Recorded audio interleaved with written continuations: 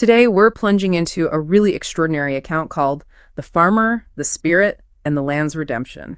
That's right. And it's more than just a story. It feels like a testament, really, to how personal tragedy can sometimes, paradoxically, connect us to something deeper, something almost ancient about the land itself. Exactly. It really challenges our ideas about resilience, doesn't it? And about communities and maybe even these unseen forces that could be interacting with our world. Definitely. We're going to unpack the journey of Sam Thompson. He goes from, well, rock bottom, ostracized in his small Kansas town, facing barren land, to this incredible encounter. Yeah, an encounter with something ancient that completely reshapes how he sees nature, his family, even his own fate. So our mission today is to explore that shocking betrayal Sam experienced, the almost unbelievable events that followed, and how his farm and his family were brought back, not through ordinary means, but by something else entirely. All right, let's dive in. We start in Willow Creek, Kansas. Meet Sam Thompson. The account paints him as this really proud, hands-on farmer. Very meticulous with his 40 acres. Yeah. Out on his old tractor at dawn, checking soil pH, which is vital, as any farmer knows, always keeping an eye out for those big Kansas storms. He sounds deeply connected to the land, not just working it, but really knowing it. Absolutely. The source mentions him being proud of every callus on his palms. He wasn't some detached operator. This connection, this almost ancestral bond with the soil, it's key to understanding everything that happens later. It gives his actions real weight. And he has his family, his wife, Mary, and 3 daughters. Emily, the eldest, she's described as a real beauty with eyes full of dreams. And then Sarah and Anna. And Sam, well, the account says a father trusts his daughter blindly. He clearly adored Emily, put a lot of faith in her. Which makes the turning point even more devastating. Oh, absolutely painful. Yeah. Sam comes home one day. Mary's crying. The younger girls are scared. Emily's just gone, eloped with some boy. Wow. The source says Sam felt like the ground had swallowed me whole. That kind of reaction, it tells you everything. It really does. It's the start of his ordeal and also the start of this incredibly harsh judgment from the community. That's the part that really gets me. Shame for an elopement in what's described as this tight-knit, God-fearing town. It's shocking how quickly they turned. The news didn't just affect Emily. The whole family became instant outcasts. Invitations stopped. Their usual spot at church is suddenly taken, just shunned. It shows how fragile that social fabric can be, doesn't it? How quickly scandal or perceived scandal can just unravel everything. And it escalates. The town elders actually confront Sam. They demand he leave, saying he brought shame on this community. But Sam refuses. He stands his ground. This is my land. My grandfather homesteaded it. I'm not going anywhere. That defiance. It shows his loyalty to his roots, his connection to that place. But tragically, it also seals their fate with the town because the retaliation is immediate and brutal. Yeah. That same night, someone sets his cornfields on fire. His whole harvest, just gone, turned to ash. Imagine Mary's cry. Why are they doing this? What have we done?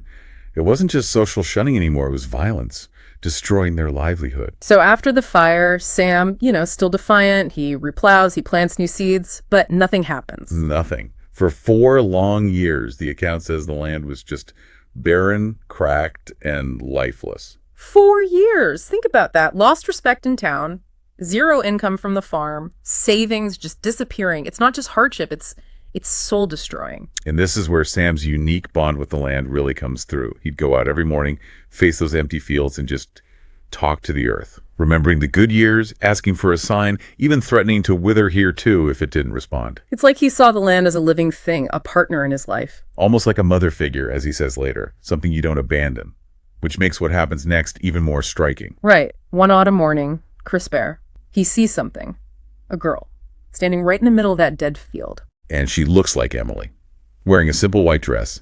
But as Sam walks closer, she just vanishes. Like mist. Not a dream, he's wide awake, just completely inexplicable. And Mary's reaction is, well, understandable maybe. She thinks it's grief. Hallucinations, she's begging him, sell the land, Sam, let's go to the city, find work. But Sam's response is so powerful. A farmer's land is like his mother. You don't sell your mother. That says it all, doesn't it? It's his core identity. He can't sell, even when everything seems lost. And just as Mary's convinced he's losing touch with reality, This massive storm hits, a real Kansas monster storm. Thunder like cannons, lightning splitting the sky, rain coming down in sheets. The old farmhouse starts flooding, might even collapse. It's chaos. And in the middle of it all, during a flash of lightning, Sam sees her again, the girl in white. Standing out in the field, totally unmoved by the storm, the rain just pouring off her, and her eyes are locked on his. But Mary sees nothing. Nothing at all, which, for her, just confirms her fears. He is losing it. They have to leave. It drives this wedge between them even deeper. That storm really feels like a turning point, intensifying everything. The danger, the fear, the division in the family. For Mary, it confirms logic. For Sam, it confirms something else, something terrifying, but undeniably real to him. It forces the issue. So the storm passes, dawn comes. Sam walks out to the fields, probably expecting the same barren view. But he finds something impossible. Right in the heart of that dead patch of ground, a tiny green plant. Vibrant. Alive. And the soil around it feels freshly tilled, even though he hasn't touched it. This is it. The miracle starting. It defies everything. The 4 years of nothing, the lack of any work done. That freshly tilled detail is crucial. Scientists would say getting soil like that, especially for such rapid growth after barrenness, needs, well, serious intervention. Chemicals, specialized tilling. None of which Sam did. And then this plant just takes off. It grows unnaturally fast, not in days, but hours. Unbelievable speed. And within 2 days, these deep purple flowers bloom. With a scent, the account says it was hauntingly familiar. Like Emily's perfume, almost. Wow, that connection. Linking this impossible life back to his lost daughter through scent. That must have hit him hard. It must have. A mix of hope and grief, I imagine. These flowers then produce these shimmering, really unusual seeds. And Sam, filled with fear, but also this spark of hope, this inner light, he collects them. He plants them. And a week later. Green shoots. Everywhere. Wheat. Thriving right where nothing grew for 4 years.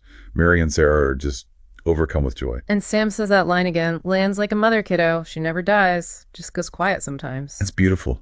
But the how is still this huge question mark. Sam knows he didn't use fertilizer, just his grandpa's old plow. Then comes that chilling night. He looks out and sees the plow moving across the field by itself. The tractor sitting idle in the barn. Just imagine that mix of terror with relief, the source describes. Relief because something is working, but terror because, well, what is it? It suggests an intelligent force, doesn't it? Actively working the land. Definitely. And the results are undeniable. Every morning, more crops. Wheat, corn, vegetables, perfect, plump, glossy, flawless. The taste is described as heavenly. So they finally have something to sell. They go back to the town farmer's market. Must have taken courage, facing the people who shunned them. Absolutely. And at first they are shunned, but then people see the produce. The quality is just astonishing. An old-timer picks up a tomato, inspects it, and buys it. And that breaks the ice. Word spreads like wildfire. Their stall is empty in half an hour. Sam feels this sense of victory.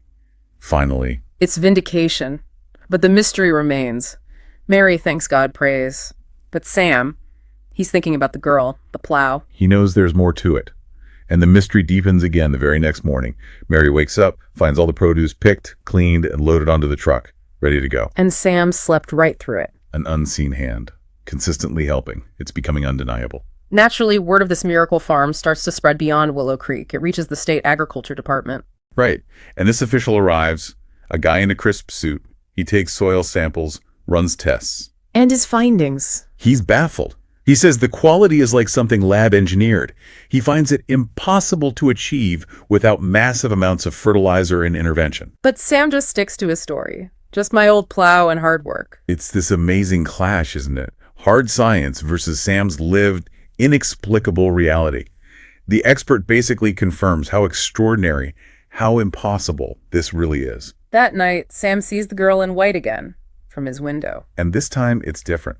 She looks right at him, and she smiles. He describes her as taller than anyone he'd seen, this otherworldly beauty, eyes holding ancient stories. Then she fades. It cements her reality for him, even if he doesn't understand her purpose yet. And just as he's grappling with this, a new challenge arrives. Literally, a state director shows up with a developer. A big shot developer from the city, talking factories, malls. No. They want Sam's land for a luxury ranch. Talk about a clash of worlds. The ancient spirit of the farm versus modern development. And they make him an offer he almost can't refuse. $10 million for 40 acres. 10 million. The source says it's 10 times what the land is technically worth. And Sam sees it all flashing before his eyes. A new life, weddings for the girls, a nice house, proper medical care for Mary. He's about to say yes. You can feel him right on the edge. It's the ultimate test, isn't it? Financial security, an end to all hardship. Yeah. Versus this mysterious connection he's formed. What's it worth? And just as the word yes is forming on his lips, the girl in white appears again, right behind the developer. No. She's signaling frantically, waving her hands, bleeding with her eyes. No! And Sam sees her, his eyes lock on the spirit as she vanishes, and he just snaps out of it. He tells them no, refuses the offer flat out. The developers are stunned. Yeah. Baffled. They tell him, name your price.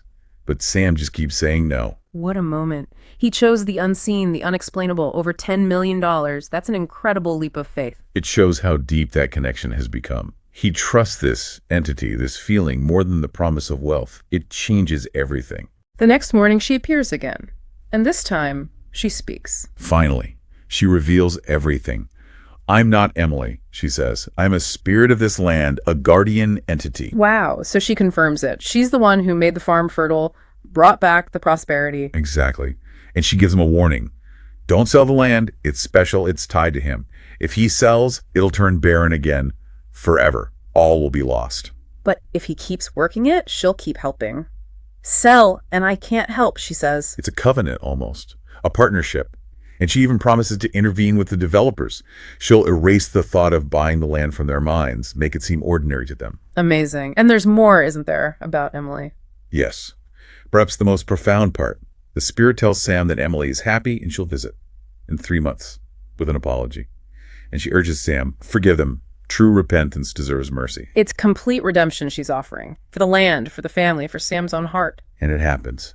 Exactly 3 months later, just as the spirit predicted, Emily arrives. Not alone, though. She's with her partner.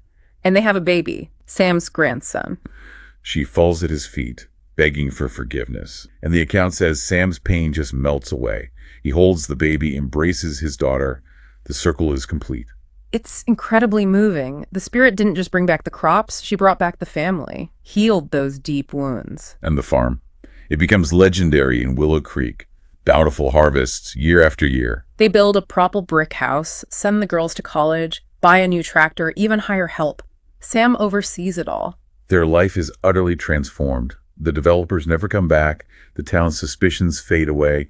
They have prosperity, dignity, community respect restored. And Sam never forgets the source. He thanks the spirit every day out in the field, knows she helped them because of the town's cruelty, reconnected them to the earth. It's this unseen grace that changed everything. So we've really followed Sam Thompson through this incredible arc, from total ruin, rejected by his community, to this life of abundance, reconciliation, and this profound, almost mystical bond with his land. Yeah, this deep dive really shows how resilience, that unwavering spirit Sam had, combined with something truly extraordinary, can lead to the most unexpected redemption. What it unpacks, I think, is how suffering, especially that kind of communal betrayal, might just crack open a door to something else, an older wisdom, maybe?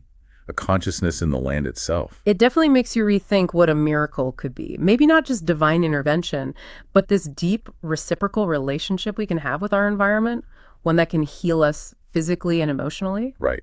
And it underscores the power of forgiveness, too, both giving and receiving it, as essential for that full restoration. So thinking about all this, a question maybe for you listening. What kind of unseen forces or connections might be around us, silently influencing our lives or the places we inhabit? And if there is this potential for such a deep reciprocal bond with our environment, like Sam found, what does that imply? How should we live? How should we treat the world? And maybe, how should we treat each other? Definitely something to ponder. A lot to think about from Sam's journey.